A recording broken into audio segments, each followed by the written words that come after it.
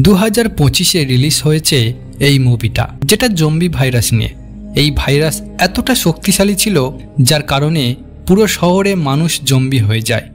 শুধু এতটুকু না, কিছু জম্বি এতটা চালাক হয়ে গেছে যে এই জম্বিগুলো হাজার হাজার মাইল দূর অবধি মানুষকে খুঁজে বার করতে পারে, যেখান থেকে বাঁচা মোটেও সম্ভব না। এমনকি এই জম্বিগুলো এতটা শক্তিশালী হয়ে ওঠে বড় বড় জাহাজকেও ভেঙে দিতে পারে। তো কিভাবে তারা জম্বি হলো আর কিভাবে শহরে ভাইরাস আসলো সেটা জানতে আমাদেরকে মুভিসের গভীরে ঢুকতে হবে। তো গল্পের শুরুতে আমরা দেখতে পাই একটা ছোট্ট বাচ্চাকে। এই বাচ্চাটা টিভিতে কার্টুন দেখছিল। হঠাৎ করে টিভির সিগন্যাল চলে যায়, আর যখন সিগন্যাল আসে তখন একটা খবর দেখানো হয়। খবরে দেখানো হয় যে দুনিয়াতে এক অজানা ভাইরাস ভরে গিয়েছে, যার কারণে লোকজন ভয়ানক জম্বিতে পরিণত হয়ে যাচ্ছে। খুব দ্রুত এই ভাইরাস চারিদিকে ছড়িয়ে পড়েছে, আর কিছু শহর পুরোপুরিভাবে জম্বি হয়ে গেছে। বাচ্চা ছেলেটা মন দিয়ে এইসব দেখছিল। হঠাৎ ওপরের ঘর থেকে একটা আওয়াজ আসে। ছেলেটা ভয়ে ভয়ে ওপরে গিয়ে দেখে যে এটা তার বড় বোন তার সাথে মজা করছে। ঠিক তখন তার বাবা ভিডিও কলে আসে, যেখানে তার বাবা যে কিনা বাইরে ডিউটি করছে। তার বাবা তাদেরকে এই ঘর ছেড়ে বাইরে কোনো আত্মীয়র বাড়ি চলে যেতে বলে, কেননা এই শহরে জম্বি ভাইরাস ভরে গেছে।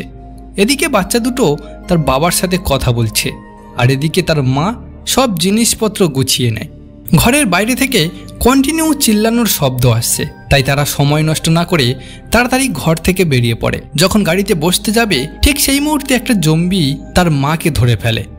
বাচ্চা মেয়েটা ভয়ে গাড়ির নিচে লুকিয়ে পড়ে, আর তার চোখের সামনে ছোট্ট ভাইকে জম্বির হাতে মরতে দেখে। মেয়েটা ভয়ে কাঁপছে। তখন দেখে যে তার মাও একটা জম্বি হয়ে গেছে আর তার দিকেই আসছে। ঠিক সেই সময় কিছু গুলির শব্দ শোনা যায়। একটা পুলিশ এসে তাকে বাঁচিয়ে নেয়। মেয়েটাকে কান বন্ধ করতে বলে, আর তার জম্বি ভাই আর মাকে গুলি করে দেয়। এরপর 10 বছর কেটে যায়, আর জম্বি ভাইরাসের কারণে পুরো দুনিয়াতে মানব সভ্যতা পুরোপুরি নষ্ট হয়ে গেছে। একটা সুন্দর শহর পুরো নষ্ট হয়ে গেছে। সেই ছোট্ট মেয়েটা এখন বড় হয়ে গেছে, আর এই লোকটা তাকে ট্রেনিং দিয়ে একটা জঙ্গল যোদ্ধা বানিয়ে দিয়েছে। এত বছর জঙ্গলে থাকার কারণে এখন ইমলি একটা গ্রামে থাকতে চায়। ইমলির ইচ্ছা যে কোনো একটা বস্তি পেয়ে যায় যেখানে সে তাদের সাথে একসাথে থাকতে পারবে। তাদের জন্য একটা জায়গা সবথেকে সেফ হবে যেখানে তারা থাকতে পারবে। ঠিক সেই রাতে ক্যামিং একটা শব্দ শুনতে পায়, আর তাঁবু থেকে বাইরে আসে। তখন একটা জম্বি তার ওপর হামলা করে, কিন্তু ক্লামিং তার ওপর গুলি করে তাকে মেরে ফেলে। দুজনে বেশ হতাশ হয়েছে, কারণ জম্বি এই সব জায়গায় থাকতে বেশ ভালোবাসে। আর একটা জম্বি দেখতে পেয়েছে মানে এইখানে আরও জম্বি থাকতে পারে। তাই তারা সকাল হওয়ার আগেই ব্যাগপত্র গুছিয়ে বেরিয়ে পড়ে।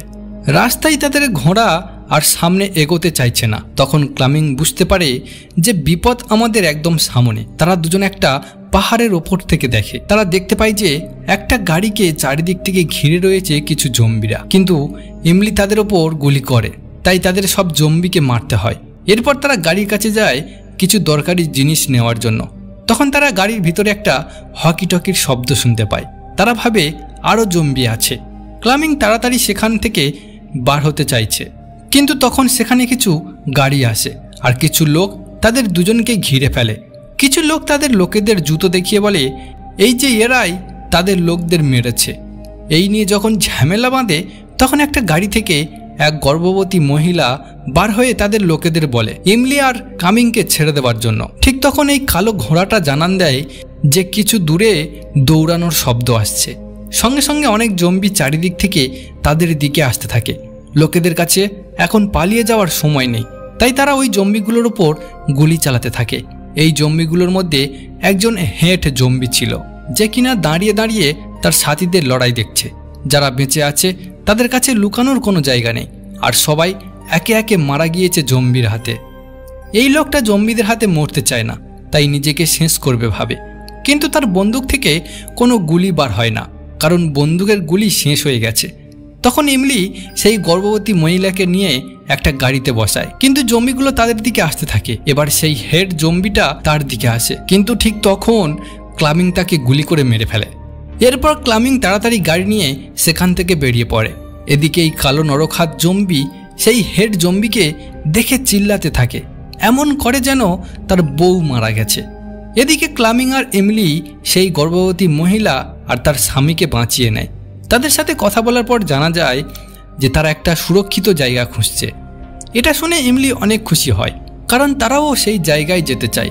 এরপর যেতে যেতে তাদের গাড়ি মাঝ রাস্তায় খারাপ হয়ে যায়।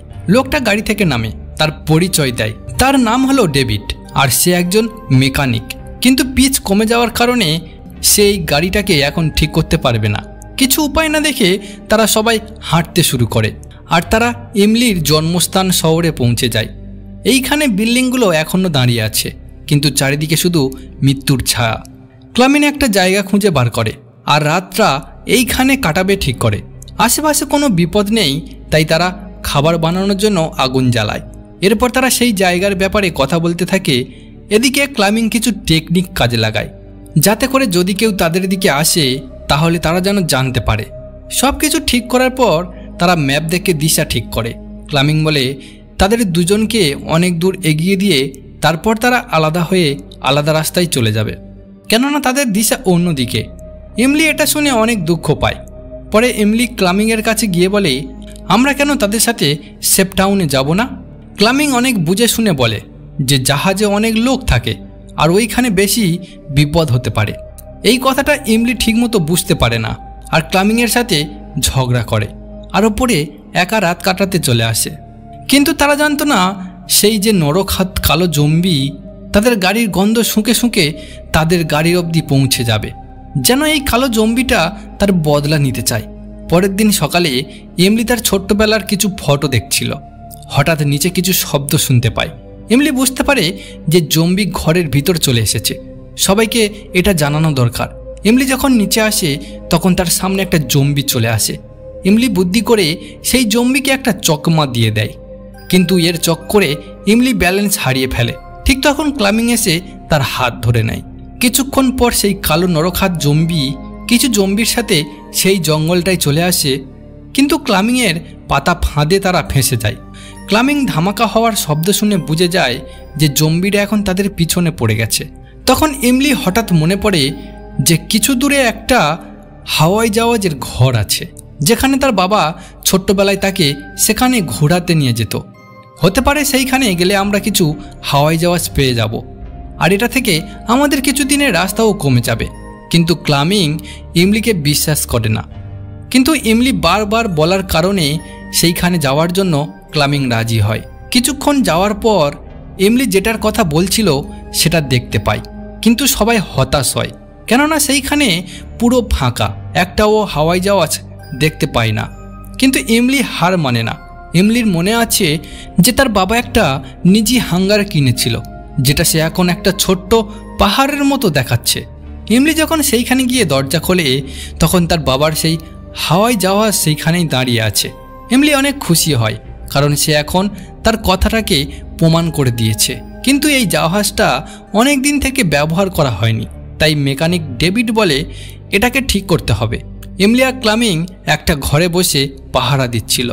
একটু শান্তিতে বসবে কি, হঠাৎ অনেকগুলো জম্বি তাদের দিকে আসতে দেখা যায়। এমিলি আর ক্লামিং ছুটে গিয়ে ডেভিডকে বলে যে আমাদের 3 মিনিটের মধ্যে এই জাহাজটাকে আকাশে ওড়াতে হবে। তাতে কাজ পুরো না হলেও জম্বিগুলো তাদের দিকে আসতে দেখে এমিলি তাড়াতাড়ি হাওয়াই জাহাজটাকে স্টার্ট করে দেয়। কিন্তু ততক্ষণে অনেক জম্বি হাওয়াই জাহাজের কাছে চলে আসে। একটা জম্বি হাওয়াই জাহাজকে ধরতে যাবে, ঠিক তখন ক্লামিং জম্বিটাকে গুলি মারে, আর এমিলি জাহাজটাকে কন্ট্রোল করে নেয় আর আকাশে উড়ান দেয়। এদিকে কালো নরখাত জম্বি আকাশের দিকে তাকিয়ে দেখে, আর তার মুখে যেন প্রতিশোধের আগুন জ্বলছে।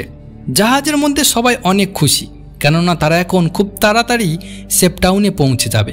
কিন্তু কিছুক্ষণ পর তাদের হাওয়াই জাহাজের পিছন থেকে কালো ধোঁয়া বেরোতে থাকে আর সোজা নিচের দিকে পড়তে থাকে।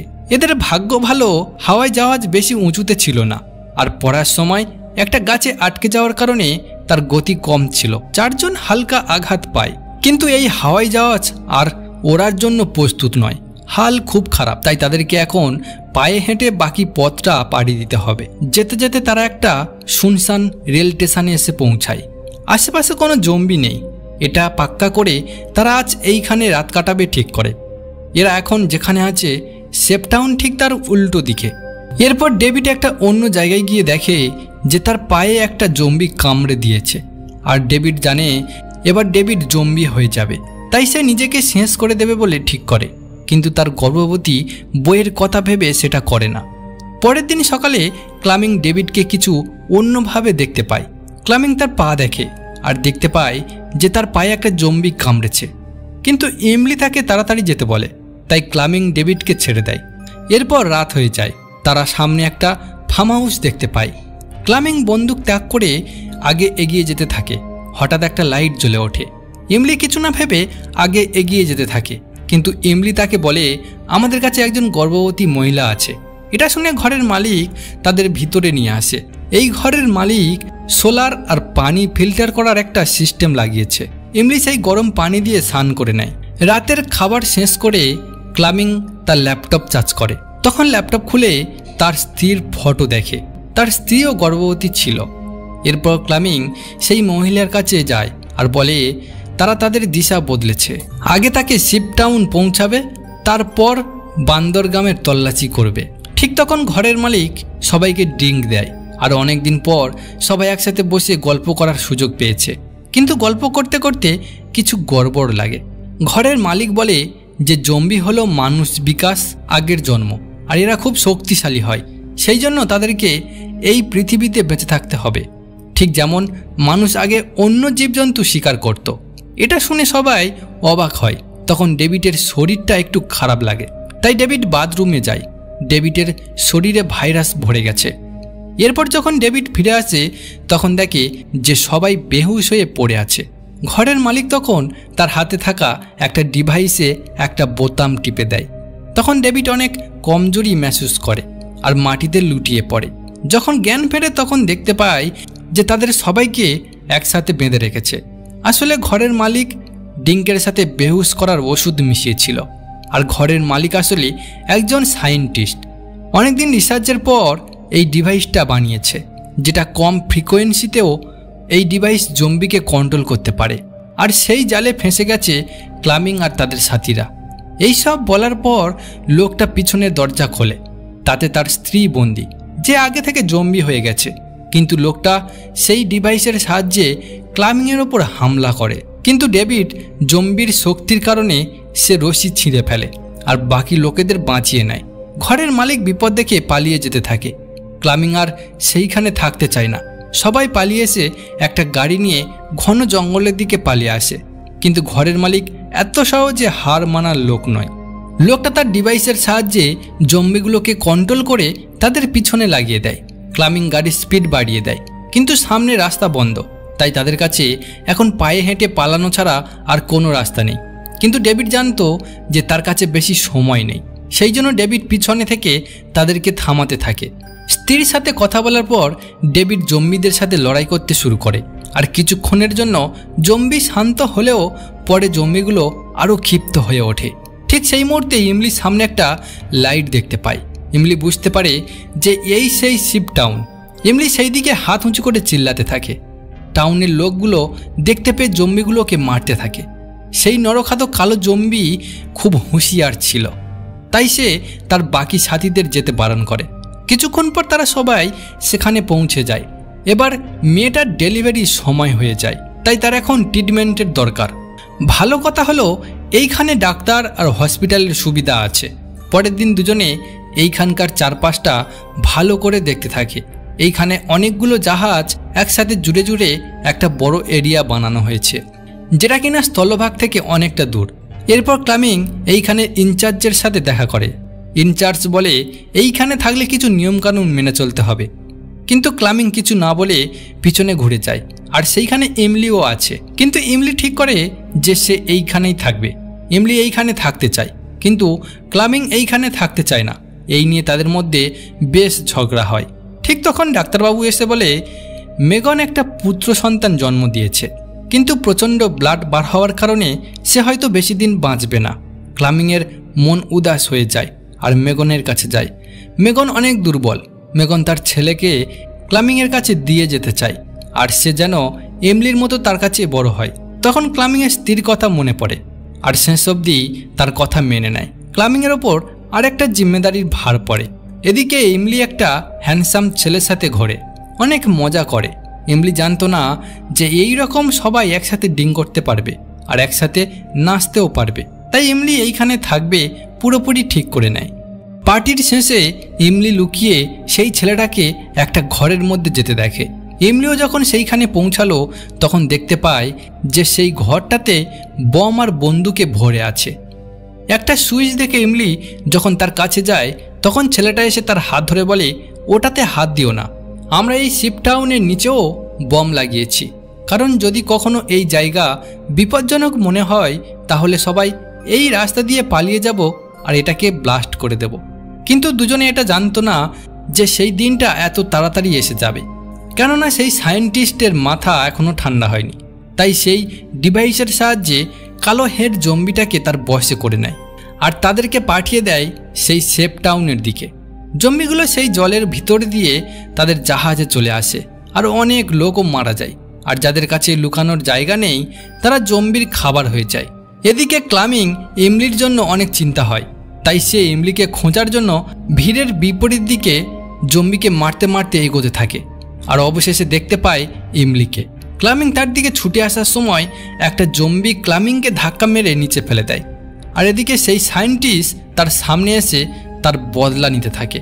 কিন্তু ক্লামিং হার মানে না। ক্লামিং লোকটার হাত ধরে জোরে জোরে দেয়ালে মারতে থাকে, আর যার কারণে সেই ডিভাইসটা ভেঙে যায় আর জম্বি তার কন্ট্রোল থেকে বার হয়ে যায়, আর জম্বিগুলো লোকটাকেও মেরে ফেলে। ভালো কথা হলো এই ক্যাম্পে আগে থেকে পালানোর রাস্তা বানানো ছিল। সেই রাস্তা দিয়ে অনেক লোক নদীর অন্য দিকে চলে আসে। যখন সবাই বলে এবার এই বোতামটা টিপে ওটাকে ব্লাস্ট করে দাও, তখন সেই হ্যান্ডসাম ছেলেটা বলে থামো, কেননা ইমলিও এখনও ওইখানে আছে। দুজনে পালাতে পালাতে সেই নরখাত জম্বিটা ইমলিকে ধরে ফেলে, কিন্তু ক্লামিং এসে তাকে মারে। ঠিক তখন ইমলি তার হাতে একটা ভেসলেট দেখে। এটা সেই ভেসলেট যেটা ইমলি তার বাবার জন্য বানিয়েছিল, কিন্তু ইমলির কাছে এখন ভাববার সময় নেই। তাই ক্লামিং তাড়াতাড়ি তাকে নিয়ে সেই সুড়ঙ্গর মধ্যে চলে আসে, আর ছেলেটা দেখে যে তারা ওইখান থেকে এখন সরে এসেছে। তখন সঙ্গে সঙ্গে রিমোটের বোতাম টিপে দেয় আর পুরো শিপ টাউন ব্লাস্ট হয়ে যায়। কিন্তু লড়াই এখনও শেষ হয়নি, কেননা শিপ টাউনের ম্যানেজার গলা ধরে তাদের কাছে আসে। তাকে একটা জম্বি কামড়ে দিয়েছে, কিন্তু ভাইরাস তার শরীরে ছড়িয়ে পড়ার আগে সেই কালো জম্বিটা তাকে ধরে ফেলে। ক্লামিং দেখে যে এই নরখাত জম্বিটা কিভাবে বেঁচে গেছে, তাই ক্লামিং ছুটে তাকে মারতে যায়, কিন্তু জম্বিটা ক্লামিংকে মাটিতে চেপে ধরেছে। এদিকে ইমলি বুঝতে পারে যে এই জম্বিটা হলো তার বাবা, কিন্তু সে এখন জম্বি হয়ে গেছে। ইমলি বন্দুক তাক করে। ইমলি ভাবে যে ক্লামিং তাকে এতদিন মানুষ করেছে, এখন সে মৃত্যুর সাথে লড়ছে। তাই ইমলি ঠিক করে আর কালো নরখাদ জম্বিটাকে গুলি করে মেরে দেয়, আর ক্লামিং বেঁচে যায়।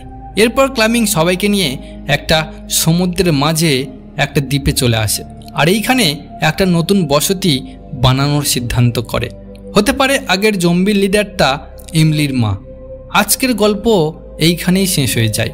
তো ভিডিও ভালো লাগলে ভিডিওতে লাইক আর কমেন্ট অবশ্যই করবে।